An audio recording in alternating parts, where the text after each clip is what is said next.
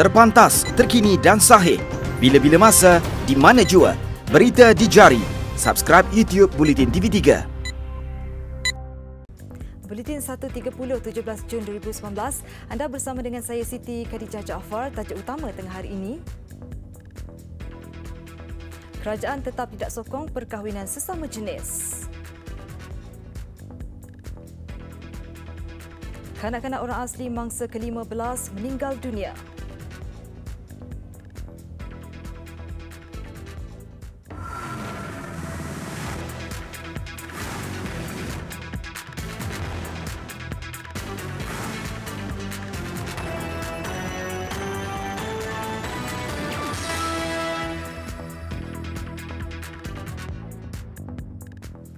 Assalamualaikum dan salam sejahtera. Kanak-kanak orang asli suku Batik Nasri Rosli yang kritikal di Hospital Raja Perempuan Zainab II, HRPZ 2 Kota Baru meninggal dunia petang semalam. Perkara itu disahkan oleh Pengarah Kuala Kelantan Terengganu Hashim Alang Abdul Hamid. Sebelum meninggal dunia, Nasri 3 tahun sudah 8 hari dirawat di HRPZ 2. Kali terakhir ketika kru kami meninjau keadaannya semalam, Nasri masih memerlukan alat sokongan pernafasan dan diletakkan dalam wad isolasi unit rawatan rapi ICU. Bapa menyiar Rosli Jong sudah dibenarkan keluar sejak 2 hari lalu tetapi masih setia menjaga Nasri. Menurut Rosli, Nasri adalah anak bongsu daripada 5 beradik. 2 daripada anaknya juga dikesan mempunyai penyakit sama dan kini dirawat di Hospital Kuala Kerai sambil dijaga oleh isterinya. Mengikut kenyataan daripada Pengarah Jabatan Kesihatan Kelantan Dr. Zaini Hussein, jumlah orang asli suku Batik yang menerima rawatan meningkat kepada 112 kes setakat 2 hari lalu. Manakala berdasarkan jumlah mayat yang sudah dibawa keluar dari kawasan pengkebumian mereka ialah 12 orang setakat ini. Itu tidak termasuk 2 lagi mangsa yang meninggal dunia ketika menerima rawatan sebelum ini. Beberapa sumber pula mendakwa jumlah sebenar kematian orang asli suku Batik di Kuala Koh akibat jangkitan misteri adalah jauh lebih tinggi. Dan sejak lebih sebulan kes itu didedahkan, punca sebenar kematian mereka masih belum diketahui.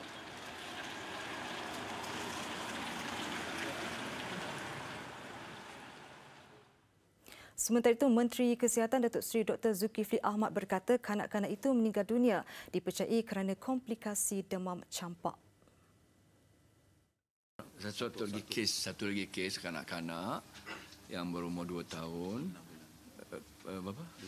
2 tahun 6 bulan dan beliau memanglah very informed dari sudut nutritional status tu dan berat badannya pun was about 7 kilo for 2 years, 2.5 years. It's almost like about 13 ya. Jadi kita faham, dia are very risikonya tinggi for that being malnourished sebagainya. So she died semalam meninggalnya. Beliau juga mengesahkan seramai 37 dari 112 pesakit orang asli di Kuala Koh Gomusang itu dijangkiti demam campak. Kanak-kanak orang asli suku Batik yang berusia 3 tahun yang dirawat di Hospital Raja Perempuan Zainab II disahkan meninggal dunia petang semalam. Sebelum ini, 2 kematian suku kaum Batik dari Kuala Koh Gomusang disahkan akibat radang paru-paru. 12 lagi mayat yang telah ditemui dan dikebumikan secara adat di perkampungan itu akan dilakukan bedah siasat bagi mengetahui punca kematian.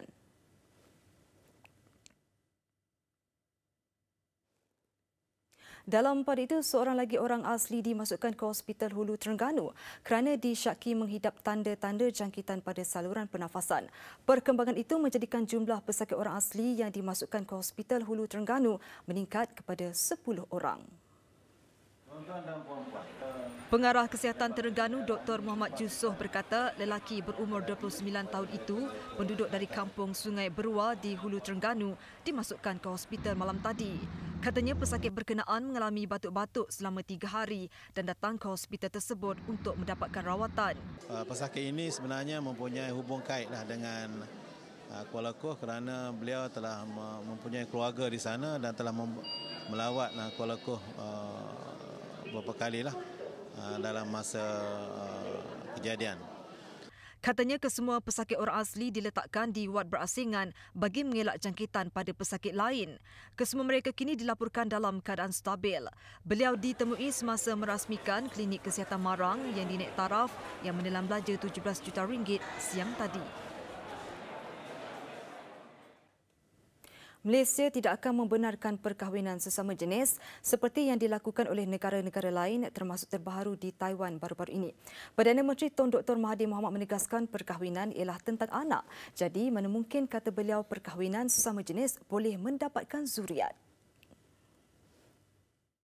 Simply because you think people should be free, then they can do what they like, and they feel like marrying men and men, women and women, oh, that's okay, that's their right.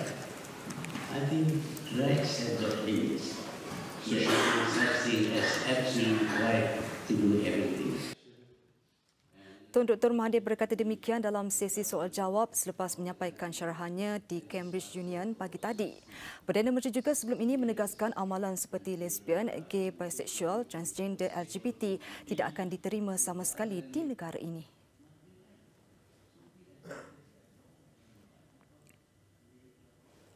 Dalam pada itu, syarahan Perdana Menteri di Cambridge Union berjaya menarik perhatian Dewan dengan ketajaman percakapan dan seluruhnya.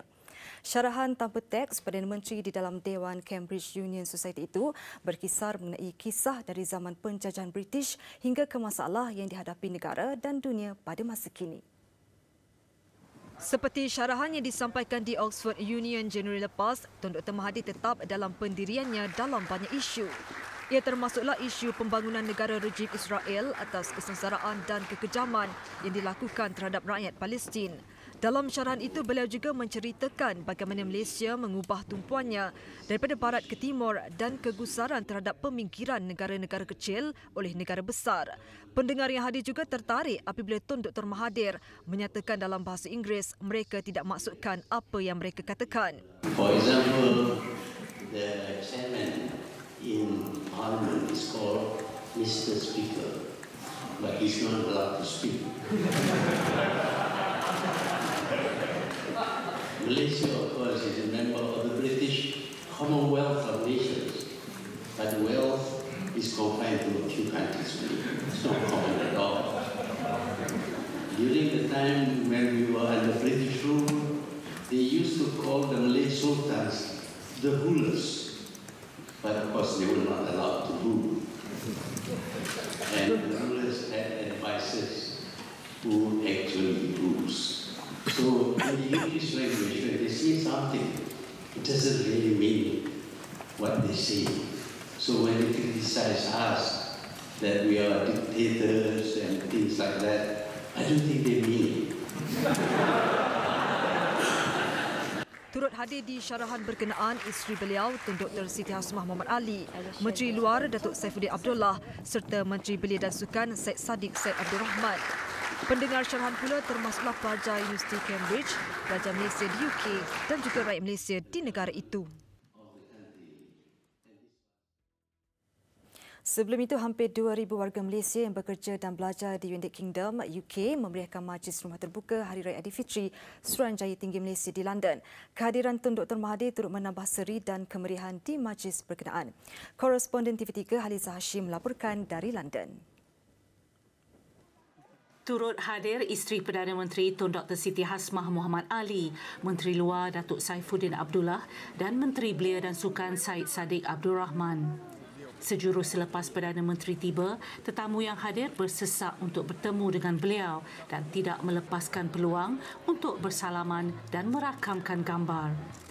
Tun Dr. Mahathir ketika naik ke pentas untuk menyampaikan ucapan Aidilfitri kelihatan terharu apabila melihat begitu ramai rakyat Malaysia di majlis rumah terbuka ini. Beliau mengajak warga Malaysia yang berjaya untuk pulang berbakti kepada negara. I'm very glad that today I can meet so many of you. I never realized there were so many Malaysians living here in England. And many of you have done well here, continue and come back and help to rebuild Malaysia. Ucapan ringkasnya mendapat tepukan dan sorakan daripada tetamu yang hadir. Ramai yang menyifatkan kemeriahan suasana Aidilfitri di majlis ini bagaikan berada di tanah air. Jemputan yang terdiri daripada warga Malaysia dan masyarakat tempatan diraikan dengan sajian seperti sate, lemang, nasi ayam, kuih muih dan teh tarik. Alhamdulillah, saya sukut sangat seronok. Ya, memang inilah merupakan kali pertama saya meraihkan Hari Raya Aidilfitri bersama rakyat Malaysia yang bukan saja datang daripada kota London tetapi daripada keseluruh United Kingdom, dan saya difahamkan juga ada juga yang datang daripada Malaysia. Sambutan Rumah Terbuka Aidilfitri Anjuran Suruhanjaya Tinggi Malaysia ini adalah acara tahunan yang dinanti-nantikan oleh warga Malaysia di UK. Ada yang sanggup datang dari jauh seperti Manchester dan Newcastle. Bagaimanapun ratusan yang tiba, tidak semua yang dapat bersalaman atau bergambar dengan Perdana Menteri. Namun mereka gembira dan bersyukur bahawa tokoh negarawan ini berkesempatan meluangkan masa untuk beraya bersama. Haliza Hashim, TV3, London. Pada Majlis Rumah Terbuka Aidilfitri yang sama, tim Mission Baby Ainul mengambil kesempatan bertemu Perdana Menteri. Gambar bersama Perdana Menteri dikongsikan oleh Pelatih Pakar Bedah Malaysia Dr. Nur Amalina Cik Bakri di laman sosial Instagram beliau. Pasukan ini adalah pakar bedah yang terlibat dengan pembedahan Ainul Mardiah Ahmad Saifuddin, bayi 10 bulan yang menghidap germ sel tumor. Turut serta ibu bapa Ainul Mardiah Ahmad Saifuddin dan Nurul Erwani Zaidi.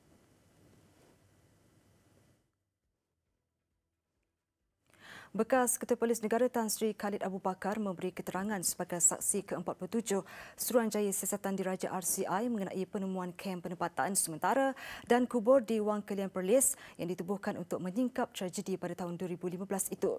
Ia selepas sesi pendengaran awam berkenaan memasuki hari ke-16 hari ini sejak berlangsung 17 April lalu. Sehingga Khamis lalu seramai 45 orang saksi sudah memberikan keterangan. Tan Sri Khalid pada Januari lalu menyatakan kesediaan beliau membantu Suruhanjaya itu sekiranya dikehendaki.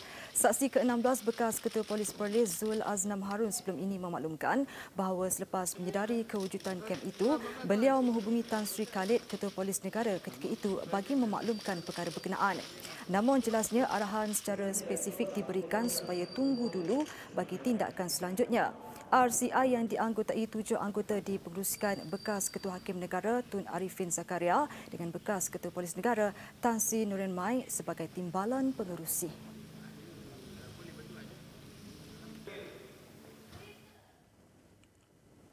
Dalam perkembangan sama, bekas pengerusi Lembaga Pengarah SRC International Sdn Bhd, Tan Sri Ismi Ismail dijangka selesai memberi keterangan hari ini selepas 6 hari tampil sebagai saksi ke-39 pendakwaan. Peguam bela kepada bekas Perdana Menteri Datuk Seri Najib Tun Razak Harvey Darjit Singh memaklumkan pihaknya berkemungkinan melengkapkan pemeriksaan balas bagi memberi laluan kepada saksi baru yang akan dipanggil. Tan Sri Ismi dipanggil memberi keterangan sejak Isnin minggu lalu. Keterangannya diambil sebagai kapasiti berkhidmat memegang jawatan pengerusi lembaga SRC dari 1 Ogos 2011 hingga 15 Ogos 2014. Kepada mahkamah sebelum ini, Tan Sri Ismi mengakui dirinya meninggalkan syarikat itu kerana tidak berpuas hati mengenai tadbir urus korporatnya. SRC adalah anak syarikat 1MDB sebelum diletakkan di bawah Menteri Kewangan diperbadankan selepas menerima pinjaman RM4 bilion daripada kumpulan wang persaraan diperbadankan KUAP. Perbicaraan terhadap bekas Perdana Menteri Datuk Seri Najib Razak berkenaan dakwaan penyelewengan dana SRC International di Mahkamah Tinggi Kuala Lumpur masih berjalan memasuki hari ke-26 hari ini.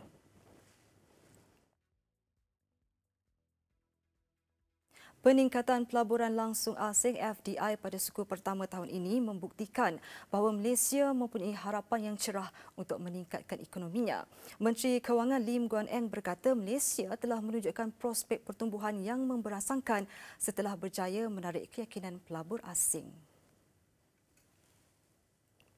This investment today proves yet again that Malaysia welcomes quality investment from China, be it from Power China, Huawei or other top Chinese companies. China is of course Malaysia's largest trading partner in the world. Pada suku pertama 2019, Malaysia mencatatkan FDI yang diluluskan dalam semua sektor sebanyak RM29.3 bilion atau peningkatan 73.4% berbanding RM16.9 bilion yang dicatatkan tahun sebelumnya. Peningkatan sebanyak 73.4% itu disumbangkan peningkatan pelaburan yang ketara sebanyak 127% dalam sektor pembuatan kepada RM20.2 bilion. Guan Eng terdahulu menyaksikan majlis menandatangani memorandum persefahaman kerjasama antara EcoWorld Development Group Berhad dan syarikat Fortune 500 Global Power China Group.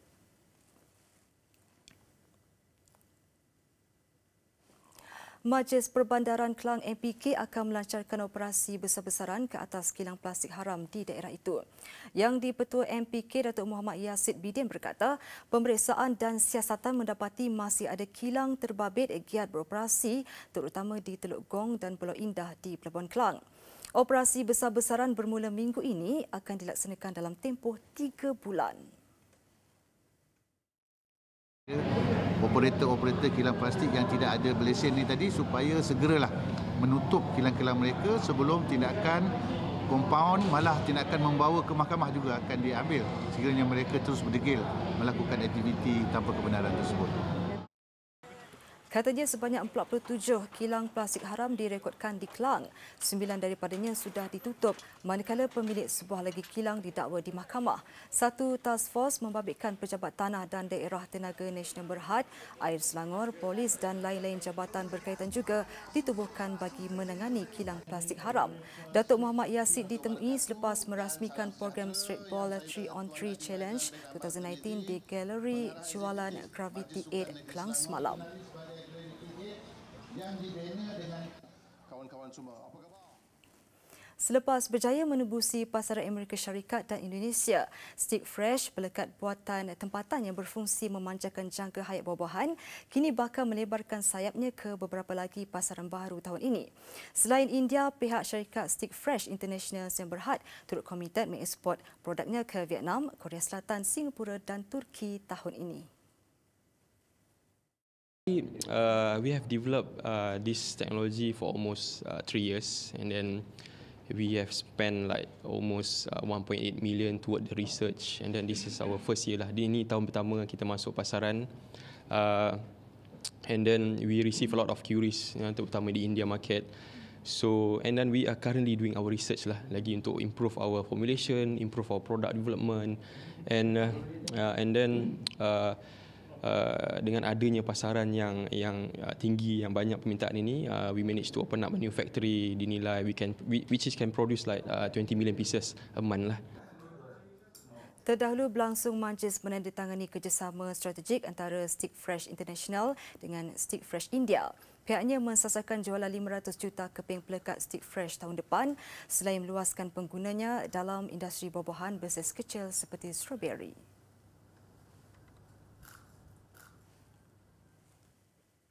DEG Laboratories Pharma Nutraceuticals Holdings dan Berhad, DEG Lab, meraihkan ulang tahun yang ke-11 dengan menyantuni 6 badan amal terpilih. Beroperasi sejak 2008, DEG Lab antara pengilang produk kesihatan yang dijamin halal. Pada tahun 2008. Berlangsung di Taman Teknologi Sinar Meranti Puchong, Majlis Makan Malam meraihkan ulang tahun ke-11 DEG Lab ini dihadiri lebih 200 tetamu daripada pelbagai badan amal. Antaranya Tunku Puteri Johor, Tunku Kamariah Aminah Maimunah Iskandariah Almarhum Sultan Iskandar yang mewakili badan amal Yayasan Sultan Iskandar Johor. Sebenarnya majlis ini Ketua Pegawai Eksekutif DEG Lab, Major Datuk Seri Dr. Edmund Goh turut menyampaikan sumbangan kepada 6 badan amal berkenaan. DEG Lab adalah sebuah syarikat pengilang produk kesihatan yang menjadi platform kepada para peniaga yang berminat mengeluarkan produk dengan jenama sendiri. Syarikat DEG khususnya mengilang makanan kesihatan dan bersyukurlah kita telah berada di pasaran selama 11 tahun. Kita memberi tumpuan kepada pasaran di Timur Tengah seperti UAE, Abu Dhabi, Afrika dan serta Qatar. Sesiapa yang ingin membuat jenama produk sendiri, janganlah was-was berjumpa dengan wakil saya. Semua produk dijamin halal. Mengutamakan kebersihan, kualiti produk dan kecemerlangan perniagaan, DEG Lab pernah meraih beberapa anugerah dalam dan luar negara. Antaranya Asia Success Award 2010-2011, Middle East, North Africa and Asia Award Organisation 2015, Excellent Business Award 2018 dan Iconic International Excellent Award 2019. Pada majlis makan malam istimewa ini, Major Datuk Seri Dr. Edmund turut berkongsi kegembiraan meraihkan hari lahirnya yang ke-36 tahun dengan para tetamu. Jenama bateri Energizer memperkenalkan wajah baru jenama berkenaan di pasaran Malaysia, termasuk pakej, paparan di pusat jualan, logo dan periklanan baru untuk rangkaian produk baterinya. Penampilan baru ini memaparkan wajah kontemporari dengan pendekatan lebih ceria dengan skim warna khusus bagi membantu pengguna mendapatkan produk terbaik yang memenuhi keperluan mereka. Today, everyone at Energizer is extremely excited to unveil our new look. New visual symbolizing the union of the energy. In the new design, distinct colours are deployed to help consumers to find the product that suit their needs. And the company is growing significantly in size and consumer base. And the new identity will help us to communicate to the consumer of our growth, where are we heading to, and what we stand for today. Wajah baru itu turut meningkatkan penampilan Mr. Energizer, karakter berkarisma jenama berkenaan. Energizer turut memperkenalkan rangkaian Max Plus baru, bateri berakali AA dan AAA yang direka untuk meningkat kepadatan dan penyimpanan tenaga dan voltan yang dioptimumkan sekaligus memberikan pengguna prestasi bateri lebih baik yang diinginkan. Today, we are excited to introduce our new Energizer Max Plus, which is our longest-lasting performance alkaline. The longer-lasting battery in Energizer portfolio, and it offers the 12-year shelf life, and it protects the device from the leakage. Melalui jenama yang diperbaharui ini, Energizer membawa rakyat Malaysia mengembara melalui kempen Energizer Holidays dengan kerjasama Booking.com. Pelanggan dapat menikmati rebate RM95 daripada Booking.com dan layak menyertai cabutan Win a Year Off yang memberi peluang peserta memenangi kredit Booking.com bernilai RM30,000.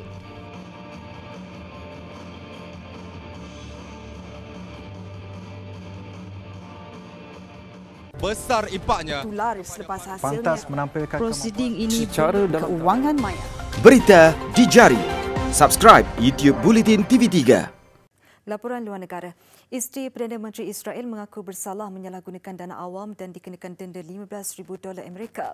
Sarah Netanyahu dituduh membelanjakan $99,300 bagi bayaran catering luar selepas mendakwa tiada tukang masak di kediaman Perdana Menteri. Dia didakwa atas tuduhan menipu dan pecah amanah pada Jun 2018. Sarah Netanyahu didapati bersalah menginvestasi kesilapan kaki tangan perakaunan untuk mengatasi sekatan perbelanjaan. Walaupun suaminya seorang jutawan, dia merayu untuk membuat bayaran secara ansuran. Hakim membenarkannya membuat bayaran ansuran bermula September.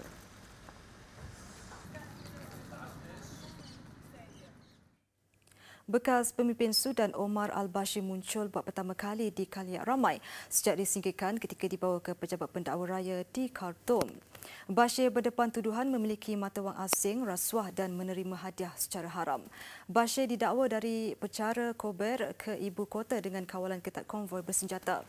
Menurut pendakwa raya, sejumlah besar mata wang asing ditemui di dalam beberapa guni di kediaman Bashir selepas beliau digulingkan. Bashir yang memerintah selama 3 dekad digulingkan pada 11 April lalu selepas bantahan selama beberapa bulan terhadap pemerintahannya. Bekas pemimpin itu turut dikendaki oleh Mahkamah Jenayah Antarabangsa ICC bagi jenayah perang dan jenayah kemanusiaan di wilayah Darfur. Tuduhan itu bagaimanapun dinafikan oleh beliau.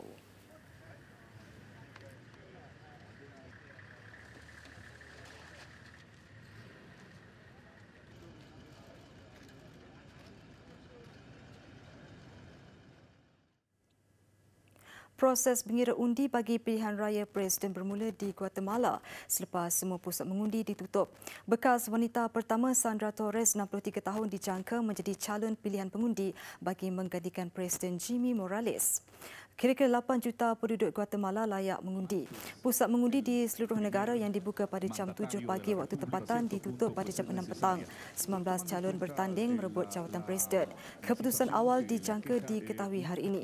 Pemilihan pusingan kedua akan diadakan pada 11 Ogos sekiranya tiada calon meraih lebih 50% daripada keseluruhan undi.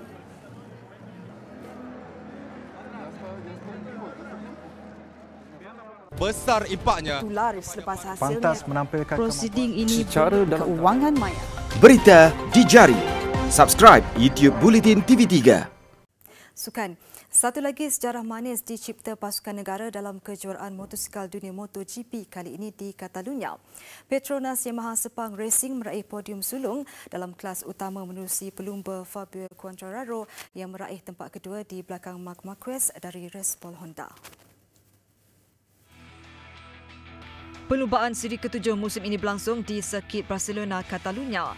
Fabio Quartararo yang baru menjalani pembedahan bagi merawat masalah di bahagian tangan kanannya minggu lalu memulakan saingan di kedudukan paling hadapan. Dipintas beberapa pencabar lain, Quartararo melengkapkan 24 pusingan perlumbaan di belakang pemenang yang juga pendahulu keseluruhan ketika ini dari res Pol Honda, Marc Marquez dengan perbezaan catatan kurang 2.660 saat. Ianya podium sulung buat pasukan Petronas Yamaha Sepang Racing dan lebih manis kejayaan tersebut pada tahun pertamanya dalam kelas perdana MotoGP selepas turut memenangi perlumbaan Moto2 di Lita sama musim lalu. Perlumbaan seterusnya ialah Grand Prix ASEAN di Belanda 30 Jun ini.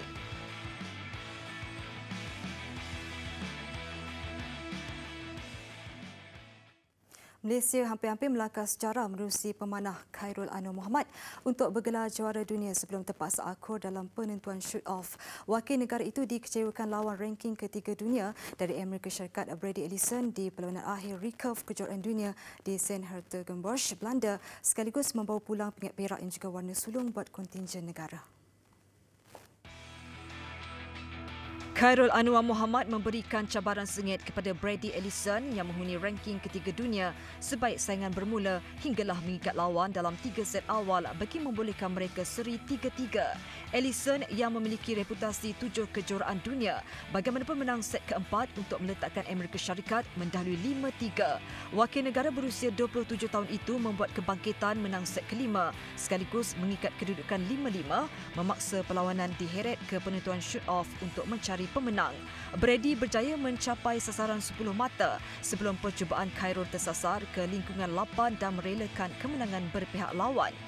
Pencapaian sebagai pemenang pingat perak acara recurve individu lelaki di Sertogenbosch, Belanda tetap membanggakan kerana ia pingat sulung Malaysia dalam pentas itu selain sudah berjaya menepah slot penyertaan ke Sukan Olimpik 2020 di Tokyo. Buletin 1.30 berhenti di sini. Mengakhirinya, saksikan kemeriahan sambutan Aidilfitri Tun Dr. Mahathir bersama pelajar-pelajar di Cambridge, London. Saya Siti Khadijah Jaafar. Assalamualaikum dan salam hormat.